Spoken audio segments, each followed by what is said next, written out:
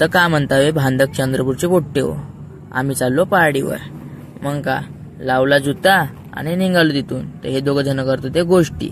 यांनी घ्यायचा होता लॅपटॉप.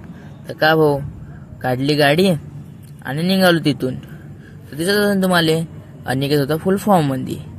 तर का हो टाकली बंगाल की आमच्या रोडानं गाडी आणि तिथे दिला पॅन्ट फिटिंगसाठी. पॅन्ट फिटिंगला दिला आणि निघालो तिथून.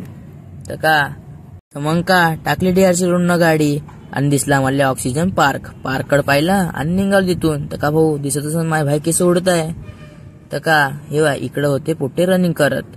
यांची रनिंग पाहिली आणि निघालो तिथून. तर का भाऊ हे बा अनिकेत दा होता आमची वाट पाहत, कारण की आम्हाला चढायचं होतं पहाडीवर. गाडी लावली आणि निघालो तिथून. दिसत असेल तुम्हाला.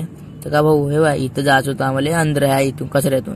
तर का भाऊ चढलो वर आलो भाई खुशी.